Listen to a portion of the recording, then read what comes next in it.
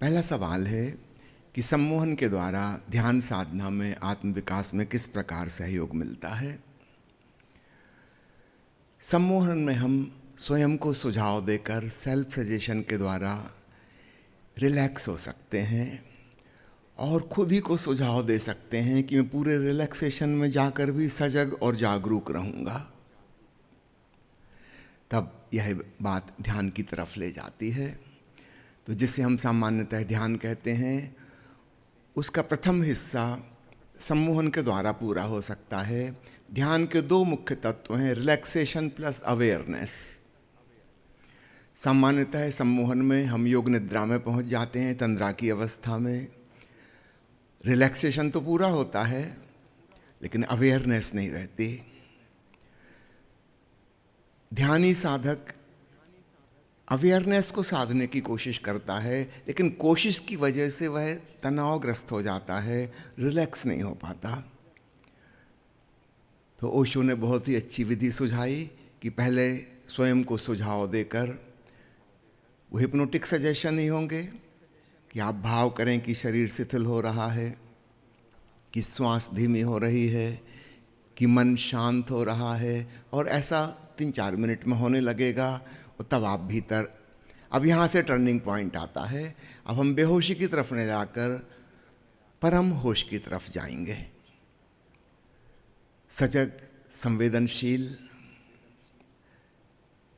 तब सम्मोहन ही हमें समाधि में ले जाने का द्वार बन जाएगा। एक मित्र ने पूछा है कि क्या तथाता भाव सम्मोहन से आगे है, क्योंकि रामकृष्ण परमहंस ने और अन्य बुद्ध पुरुषों ने अपनी बीमारियों को ठीक क्यों नहीं किया सम्मोहन के द्वारा। महत्वपूर्ण सवाल आपने पूछा है। निश्चित रूप से ऐसा ही है। सम्मोहन के द्वारा हम अपना विल पावर जगा सकते हैं, संकल्प शक्ति जगा सकते हैं, जो कि ध्यान साधना में काम आएगी। लेकिन इसका जो क्लाइमैक्स है, परम शिखर है साधना का, वह संकल्प नहीं है, वह संकल्प का भी त्याग है। पूर्ण समर्पण।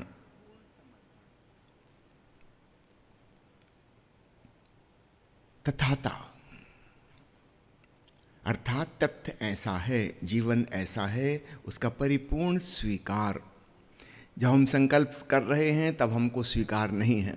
हम चीज़ों को बदलना चाह रहे हैं, चाहे अपने आप को, चाहे संसार की किसी घटना को। तो साधना में यह उपयोगी होगा शुरुआत करने के लिए। बिना संकल्प के कोई साधना भी नहीं हो सकती, बिना संकल्प के संसार का कोई कार्य भी नहीं हो सकता। तो दोनों ही दिशाओं में संकल्प साधना उपयोगी है। सम्मोहन उसमें बहुत मददगार होगा। लेकिन जब साधना का शिखर आने लगता है, वहाँ पर यह संकल्प काम नहीं आता। संकल्प में एक प्रकार का संघर्ष है अस्तित्व के साथ। मैं अपनी इच्छा, अपने विल से कुछ पाना चाहता हूँ, कुछ करना चाहता हूँ, कुछ होना चाहता हूँ। अंत में यह भी छूट जाए, तब परिपूर्ण स्वीकार कि जो है जैसा है मैं उससे राजी हूँ। इस संबंध में ईसा मसीह के जीवन की अंतिम घटना को ओशो ने जिस प्रकार से परिभाषित किया है, उसको समझना बड़ा उपयोगी होगा। उन्हें सूली लगाई जा रही थी, अंतिम क्षण निकट आ गया। ऐसा लगता है कि उनके मन में भी कुछ आशा थी कि चमत्कार होगा, उनके प्राण बचा लिए जाएंगे। लेकिन ऐसा तो कुछ भी नज़र नहीं आ रहा। जैसी मृत्यु साधारणतः किसी की भी होती, वैसी ही उनकी मृत्यु हो रही थी। भीतर से एक शिकायत भाव जन्मा। उन्होंने आकाश की तरफ देख के परमात्मा को पुकारा कि हे पिता, क्या तूने मुझे भुला दिया?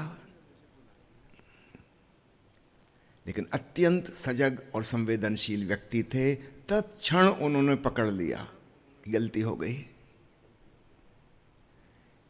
इसका मतलब मैं परमात्मा से ज़्यादा समझदार हूँ, मैं उसको बताऊंगा कि क्या करना चाहिए, क्या नहीं करना चाहिए।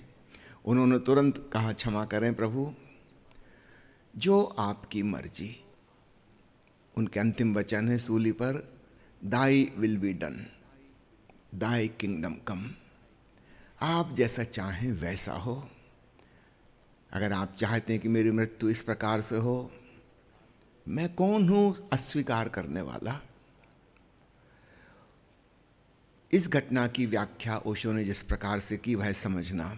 ओशो कहते हैं बहुत बड़े साधक थे, ठीक प्रगति उनकी हो रही थी, लेकिन कहीं ना कहीं सूक्ष्म अहंकार मौजूद था, जिसको हम कहते हैं ना पायस ईगो, पवित्र अहंकार। वो पवित्र अहंकार ऐसे ही जैसे कोई कहे शुद्ध जहर, ज्यादा जहरीला होता है। साधक के जीवन में यह भी घटना जरूरी है, ऐसा होगा ही होगा। संसार की चीजों से तो वह मुक्त होता जाता है, लेकिन भीतर एक पवित्र अहम भावना जन्म जाती है।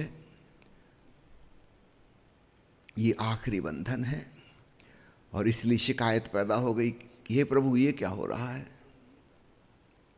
लेकिन इतने संवेदनशील थे कि उन्होंने तुरंत अपनी भूल को पकड़ लिया। और ओशो का कहना है कि इस क्षण तक वो एक मनुष्य ही थे, अगले क्षण वो एक दिव्य चैतन्य हो गए जब उन्होंने कहा कि तेरी मर्जी पूरी हो। तथाता भाव, समर्पण भाव घट गया, और ओशो कहते हैं उसी क्षण वो मुक्त हुए। इसके पहले तक मुक्त नहीं हुए थे। याद रखना, बंधन हमारी कामना है, हमारी अपेक्षा है, हमारा अहंकार है। आध्यात्मिक बंधन बाहर से नहीं है, भीतर वो जो मैं की भावना है, हम उसमें ग्रस्त हैं। अहंकार की जंजीर हमें बांधे है। आखिरी क्षण में ईसा मसीह के भीतर से वह जंजीर गिर गई। अस्तित्व की जो मर्जी, मुक्ति घटित हुई। अब ओशो की व्याख्या के अनुसार अगर देखो तो यह स्पष्ट हो जाता है कि ईसा मसीह के लिए यह सूली लगना बहुत जरूरी था मुक्ति के लिए, वरना उनका मोक्ष नहीं हो सकता था। अगर सामान्य रूप से जिंदगी चलती जाती तो वो सूक्ष्म अहंकार बना ही रहता। इतनी बड़ी चोट जरूरी थी। इस दृष्टिकोण से देखिए तो सूली भी एक सौभाग्य थी, मोक्ष का कारण बनी। आपने पूछा है कि बुद्ध पुरुष अपनी बीमारियां सम्मोहन के द्वारा दूर क्यों नहीं कर लेते। अब उनकी अहंकार की बीमारी चली गई, अब उन्हें कुछ दूर करना नहीं है। अब जो हो रहा है उससे वो पूरी तरह राजी हैं।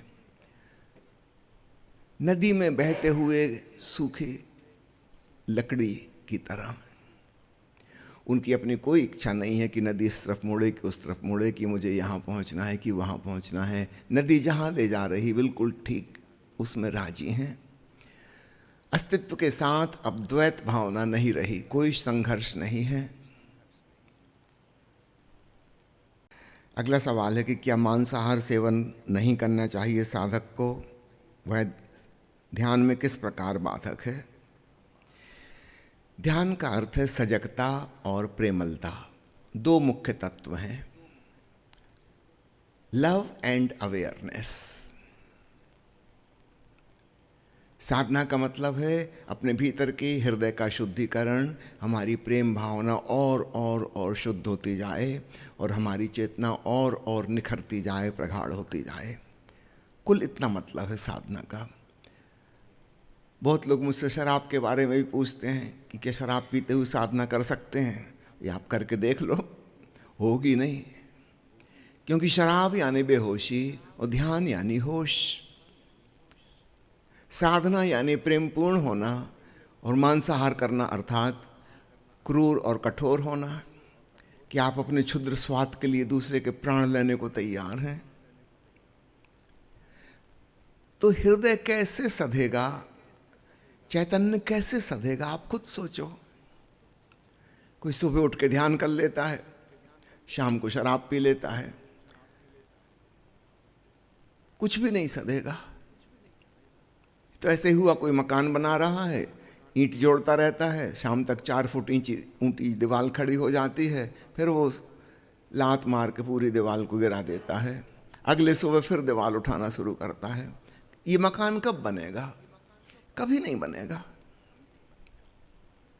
क्योंकि आप 2 काम एक साथ कर रहे हैं, विपरीत, बना भी रहे हैं और मिटा भी रहे हैं। थोड़ी सी साधना की, थोड़ा सा होश बढ़ा, फिर शराब पी ली, फिर बेहोश हो गए, फिर वहीं के वहीं आ गए जहां थे। तो आप व्यर्थ मेहनत करेंगे, परिणाम कुछ भी नहीं होगा। आप प्रेमपूर्ण होने की, भक्ति भाव में डूबने की, श्रद्धा और तथाता में डूबने की कोशिश कर रहे हैं, और हृदय आपका ऐसे काम कर रहा है जो क्रूर हैं, कठोर हैं, घृणापूर्ण हैं, हिंसक हैं, तो फिर बात कैसे बनेगी? अधिकांश लोग अपनी जिंदगी ऐसे ही जी रहे हैं।